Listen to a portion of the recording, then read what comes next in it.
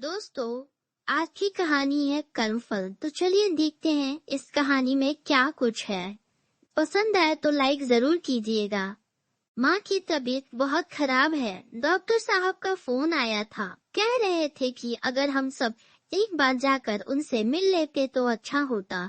अपने हाथ में थामा मोबाइल जेब में रखते हुए मोहित ने अपनी पत्नी रिया की ओर देखा, लेकिन रिया ने बात की गंभीरता को दरकिनार करते हुए हमेशा की तरह मोहित के सामने अपनी बात रख दी।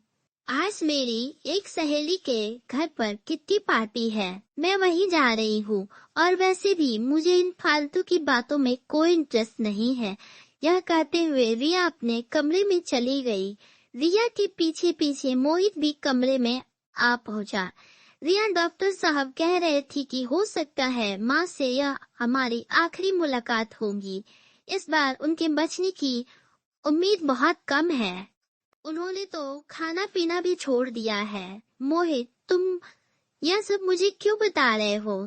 तुम्हें अपनी माँ से मिलने जाना है तो जाओ, मुझे परेशान मत करो। ठीक है रिया, मैं अकेला ही माँ से मिलने चला जाता हूँ। यह कहकर मोहित कमरे से निकलकर वापस हॉल में जाने के लिए मुड़ा ही था कि 5 वर्ष के बंटी ने उसका हाथ थाम लिया। पापा, मैं भी दादी से मिलने चलूंगा। बेटे की बात सुनकर रिया ने आगे बढ़कर बंटी को समझाना चाहा। बेटा, आपको वहाँ नहीं जाना चाहिए, आपको इन्फेक्शन हो सकता है। मुझे दादी से मिलना है। बंटी जिद पर अड़ गया और बच्चे की जिद के सामने रिया की एक न चली। रिया के लाख मना करने के बावजूद बंटी अपनी दादी से मिलने के लिए अपने पापा के साथ कार में जाकर बैठ गया। रिया अपनी बीमार सास से मिलने खुद तो नहीं गई, लेकिन बंटी को अपने पिता के साथ जाने से वह रोक ना सकी। बेटे के संग अपनी कार से सफर कर रहे मोहित ने शहर से थोड़ी दूर एक आश्रम के सामने अपनी कार रोक दी। बड़ा सा गेट देखकर बंटी चहक उठा। पापा, दादी का गांव आ गया। बंटी की बात सुनकर मोहित हौले से मुस्कुराया, कुछ बोला नहीं। असल में अपने पिता के निधन के बाद मोहित अपनी माँ यशोदा जी को अपने साथ शहर ले आया था, लेकिन पति को खोने के गम में डूबी यशोदा जी को शहर की आओ हवा कभी रास नहीं आई। घर में बहू के हाथों सेवा तो दूर की बात, वक्त पर उन्हें भोजन मिलना भी दुर्लभ था। यशोदा जी अक्सर बीमार रहने लगी थी। कमजोरी की वजह से चलना फिरना तो दूर, अब उनका बिस्तर से उठना भी मुश्किल सा हो गया था। यशोदा जी की हालत देखते हुए अपनी पत्नी रिया को कुछ कहने की जगह मोहित ने अपनी मां के रहने की व्यवस्था शहर से बाहर एक वृद्ध आश्रम में कर दी थी। घर से वृद्ध आश्रम जाते वक्त पोते के लाख पूछने पर भी यशोदा जी चुप रही, लेकिन मोहित ने बंटी को बताया था कि दादी रहने के लिए वापस अपने गांव जा रही है। यही वजह थी कि उस आश्रम को मासूम बंटी अपनी दादी का गांव समझ रहा था। इधर बेटे के संग पोते को मिलने आया देख बिस्तर पर मरनासन पड़ी यशोदा जी के चेहरे पर अचानक मुस्कान छा गई। अपनी माँ के सामने खड़ा मोहित यशोदा जी को आश्वासन देने में लगा था। माँ, आपको यहाँ कोई तकलीफ तो नहीं है ना?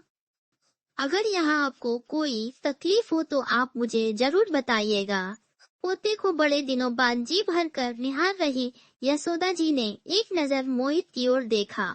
बेटा, मैं तो अब बस कुछ दिनों की ही मेहमान हूँ, लेकिन फिर भी मैं इतना जरूर कहूँगी कि इस वृद्धाश्रम के कमरों में पंखों की व्यवस्था करवा देना। यहाँ कूलर भी नहीं है, गर्मी बहुत लगती है, और हो सके तो एक फ्रिज खरीद कर यहाँ दान कर देना। कई बार यहाँ बासी खाना भी खाना पड़ता है। मोहित अपनी माँ की फरमाइशों को गौर से सुन रहा था और यशोदा जी उसे आगे बताने लगी। बेटा, यहाँ मच्छर भी बहुत काटते हैं। माँ, आपको यहाँ इतनी तकलीफ थी तो आपने यह सब मुझे पहले क्यों नहीं बताया?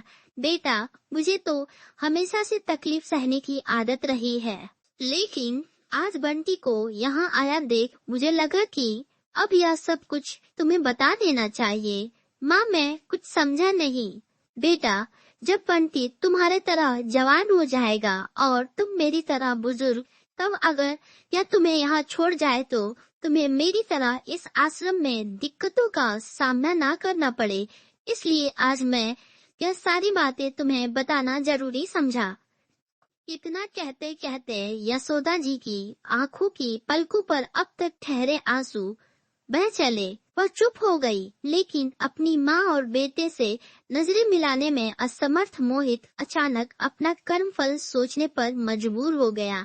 दोस्तों, आपको भी इस कहानी से जो भी सीख मिली हो कमेंट में जरूर लिखिएगा। दोस्तों, अगर आपको ये कहानी अच्छी लगी हो तो अपने दोस्तों में शेयर जरूर कीजिएगा, और कोई कमी भी लगी हो तो कमेंट में जरूर लिखिएगा। आप नए हैं तो चैनल को सब्सक्राइब करना मत भूलिएगा।